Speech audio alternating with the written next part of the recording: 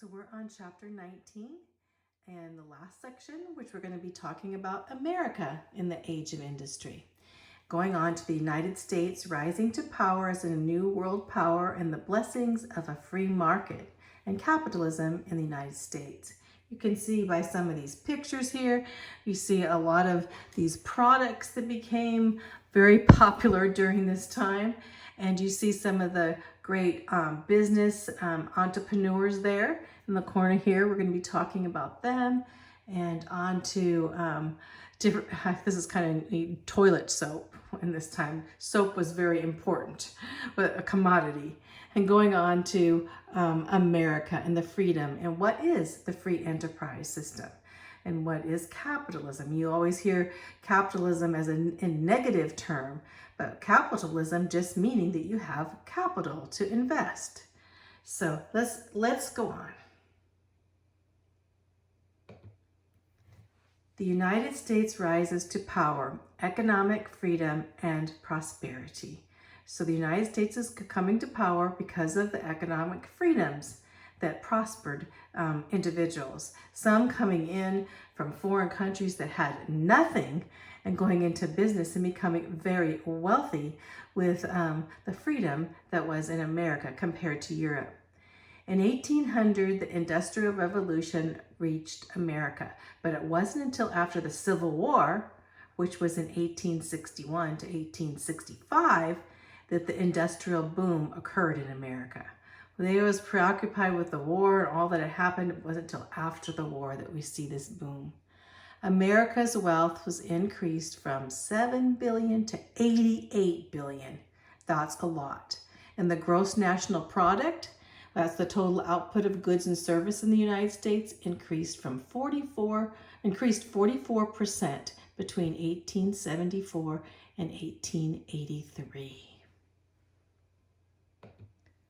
Capitalism, the free enterprise system, another word for it, because you can say capitalism is kind of a negative connotation. Free enterprise is more positive, but it was the economic system. And what was this economic system about? Well, first of all, it meant private ownership as a means of production, not government owning, but private individuals basically controlling their business instead of the government controlling their businesses. The investments were determined privately rather than by the government or by the state. Prices, production, and distribution of goods were determined by a free market rather than by the government or the state.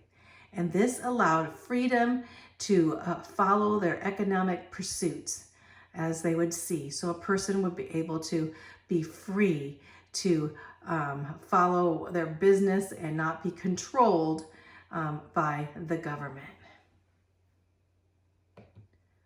Free enterprise.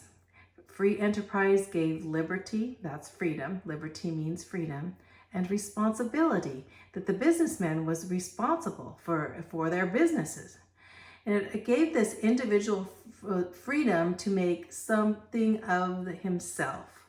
So it gave a freedom, if you have energy and you have initiative to do it, that you could become wealthy. That was the American dream of free enterprise, that they could be whatever as their finances they put into it and their responsibility. You could go from poverty into wealth just by ingenuity.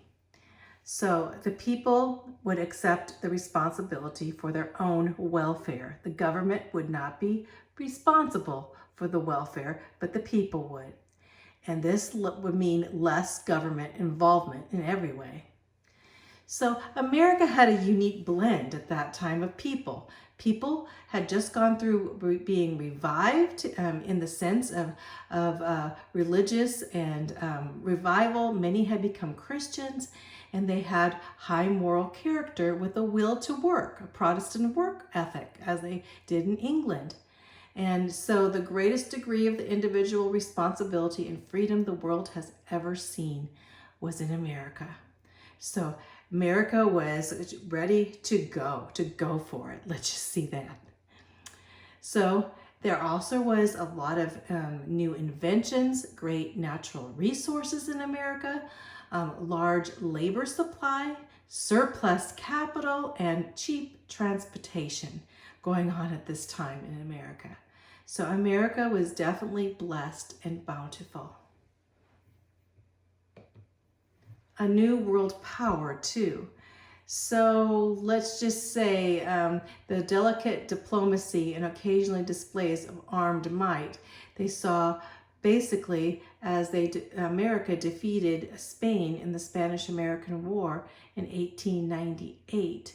So Spain had control of Cuba and the Philippines, and in just a short period of time, very short period of time, America actually took control and won the Spanish-American War and took responsibility for the independence of these countries. Also during that time, the Panama Canal was greatly expanded and the American became world influence because the world wanted to use the Panama Canal. They wouldn't have to go all the way around South America. So we became renowned in the whole world because of these things. The benefits of capitalism. There was a rise of big business. So this was the greatest financial age mankind has ever seen. Sometimes you call it the Gilded Age. Big businesses, new forms were geared to the development of giant manufacturing. Supersized corporations controlled certain areas of industry. And a lot of times they called these guys the robber barons because they wanted to eliminate competition and they became extremely, extremely wealthy. These guys were considered industrial giants and, like I said, were of the super rich. Some of the guys you hear of, and you'll hear even today, considered even their wealth at that time would be some of the wealthiest men in the world. So we have John D. Rockefeller. He's right here. John D. Rockefeller lived in 1839 to 1937, and he became very rich in Standard Oil, coming from almost nothing because actually his father was a door-to-door salesman of what they called snake oil, and he was actually called like Devil Bill, and his father had children, a couple other children that were illegitimate, not from the same wife. And so he came from this whole, although his mother was a devout Baptist, and Rockefeller actually went to the Baptist church. He kind of there's the pros and cons about that you think about Rockefeller and his business. He was a very shrewd businessman, but he also gave a lot into a lot of churches, especially the Baptist church. And he was against slavery. He was an abolitionist, and he also was against drinking alcohol. So we have Rockefeller knowing, was he a Christian? Maybe, maybe not. Some people would say yes, and some people would say no. But indeed, he became like one of the richest, well, actually the richest man in the world at that time because of oil, because of Standard Oil. On to Andrew Carnegie. I investigate Andrew Carnegie. He came from nothing. Absolutely nothing.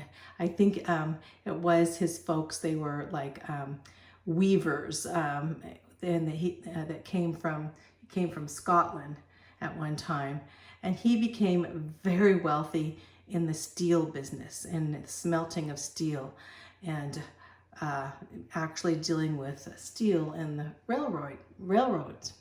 So very wealthy, and he also became a very a big writer of capitalism. He became writing the gospel. The Gospel of Wealth, and he gave like 90% of his income in the long run. He gave away. So he ended up, his family weren't mega rich because he had given most of his money to charities. So that was Carnegie. One thing about Carnegie, although he gave a lot to charities, especially to building libraries and even some musical like organs. He gave money for organs in churches and such things. A lot of different things that he donated to. But if you would talk to him about God, he would say he was an atheist and he believed in evolution. So Carnegie, even though he did a lot of good things when it came down to his belief in God, he didn't have trust in God at all. And then we have J.P. Morgan. His picture's not here, but J.P. Morgan was in banking. And he too, another one that came from practically nothing too. So J.P. Morgan, I'm not sure about his backing or as for his Christian beliefs. I can't remember, but I don't think that he was a Christian. And J.P. Morgan actually had a lot to do with the Rothschilds and banking, and there were some things that he was accused of. Let's just say that. But again, they call them the robber barons just because of their extreme wealth and their shrewdness in business. James J. Hill was with the Great American Railroad. That's a picture there. He was another one of the big business tycoons there of the railroad business. And Cornelius Vanderbilt was with shipping and railroad. Cornelius Vanderbilt's family later on became extremely wealthy. In fact, some of these are of the Vanderbilts themselves. Cornelius Vanderbilt, he was actually a colonel, and he did too. He came from practically nothing. I think it was like the whaling business. Anyway, and going on to Henry Ford, his picture of Henry Ford, and we know Ford, the Ford automobiles, is where he became extremely wealthy too. And as for his stance, he was with the Episcopal Church. He gave to the Episcopal Church. It's very doubtful he was a Christian. In fact, I think he even believed in reincarnation. And when you look at these families, sometimes you feel kind of sad for what the very extreme wealth did to their families. The Bible talks about, that rich man. It's how was it to get for a rich man to get to heaven is like going through a camel going through the eye of a needle. So. But when I think of some of these guys, they did have the opportunity to hear the gospel. And I don't know if this lady here, Hattie Green, she was, if you look up Hattie Green, they called her the Witch of Wall Street. She's the richest woman in the world at that time, practically. Well, at least in the United States. And she was a complete miser. You can look, she only had one dress, one clothes. She didn't turn on her electricity because she wanted to save her electricity. And even her son, that he broke his legs, and she was broke one of his legs and had a problem with his legs, and the leg ended up having to be amputated because she waited so long so she could find a free clinic to go to. And she was like, a millionaire, so these guys, a lot of them had a lot of problems. Let's just say that. So let's go on from here. But you can see the benefits of capitalism. All of them came from almost nothing to become multi-millionaire. In this time of age, you'd say billionaires. The successful entrepreneurs are robber barons. Are they successful entrepreneurs or are they robber barons? Well, we have the pros and the cons, don't we? Well, they did expand business and increased profits at that time, of course, and they were captains of this industry, you could see, of the business industry. And they also provided thousands and thousands of jobs. And they also stimulated other industries from their industries. They provided the world the much needed commodities of that time. Think of Henry Ford and the automobile, and they did make the world better and safer and more enjoyable to mankind. And many of them actually gave away a lot of their money to a lot of charities. Let's just say that. Philanthropy, the love of mankind. In 1889, Andrew Carnegie wrote The Gospel of Wealth, in which he stated his principles of good stewardship. Many wealthy businesses try to follow his example by voluntarily distributing surplus riches to build and maintain public institutions such as hospitals, libraries, and schools. And many of these guys donated to these causes: hospitals, libraries, and school. Carnegie was especially interested in libraries. Let's just say that. He was an avid reader and writer, let's just say. And some gave to churches. We know that Rockefeller gave to churches as Baptist churches.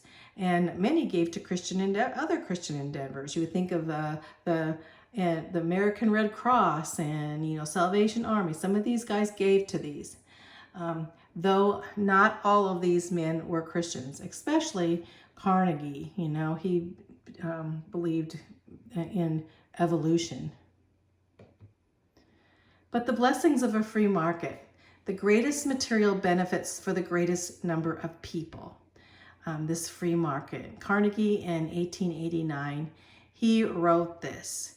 He said, excellent quality at affordable prices for the general public. The poor would enjoy what the rich could not afford earlier. Luxuries now became necessities of life. The laborer has more comforts than the farmer that had a few generations ago. The farmers have more luxuries than their landlords had a few generations ago. Better households and richly clad, they had more clothing. The landlord has books, pictures, and rare and more artistic than a king could have ever obtained. He said in these days that the kings didn't have what some of these people, these Americans had now.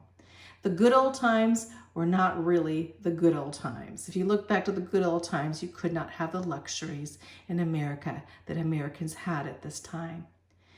Neither master nor servant was as well suited as today.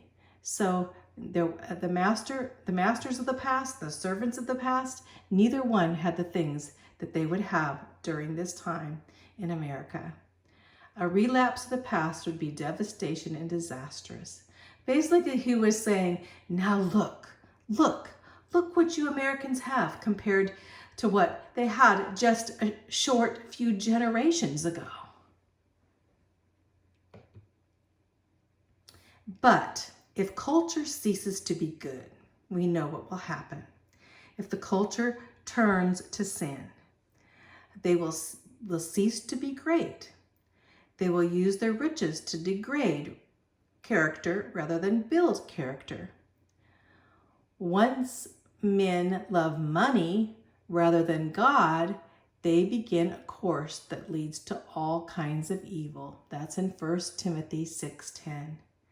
The gain all you can, save all you can, give all you can, is what John Wesley said. But riches lead to God's blessings, and the person under God's control will see every possession as a gift of God and will obey God by his giving.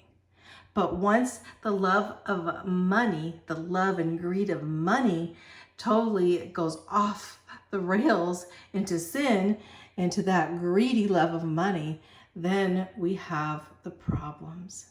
So it's not the money, but it's the love of money as set up as an idol. We know that from the Bible. Adam Smith in The Triumph of Capitalism.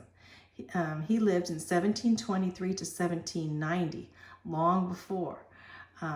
Adam Smith was a Scottish philosopher.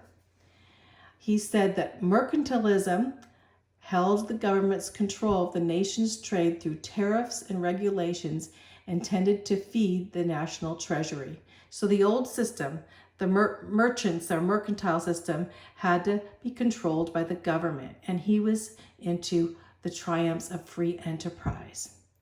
I like what I read here. Capitalism is basically when you own an iPhone. He didn't really He didn't really write that, but if you were controlled by the government, you probably they could come and take anything you had, including your iPhone. And this picture up here, of course, is Adam Smith, and this is Karl Marx. Karl Marx was a communist. These are two opposite philosophies. One of capitalism is the free enterprise system that we have in America, and then the other is Karl Marx, and he believed in communism, the communist, the total control, total government control of the people. So Adam Smith called for an alternative system of free trade without government interference. In 1776, he published The Wealth of Nations. For individual freedom in economics leads to the greatest good, not only for the individual, but for society as a whole. The Wealth of Nations. Now, he published this way before, way before America was even a nation. Adam Smith's formula. What would he say? Free trade allows individual investors to put capital to the wisest use. In turn, manufacturers would make his profit the cheapest and the best. So a manufacturer would say they could make their product cheap and good for the better good of the community. Adam Smith was one of the earliest advocates of capitalism or free market. He saw political freedom and economic freedom provided the best way of manufacturing and trading. If a man is not free to use his financial resources as he chooses, he is not free. Down here at the bottom, Adam Smith said, the real tragedy of the poor is the poverty of their aspirations.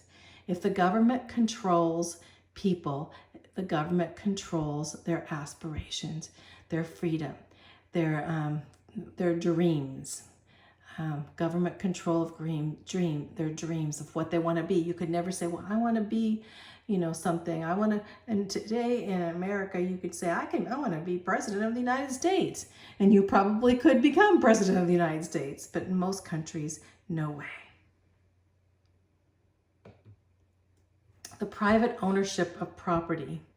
So private ownership of property in other countries, the government owned most of the property, if not all, in some nations, I should say. So the private ownership of property rewards diligent work with profits. It's regulated by supply and demand and competition among producers and services.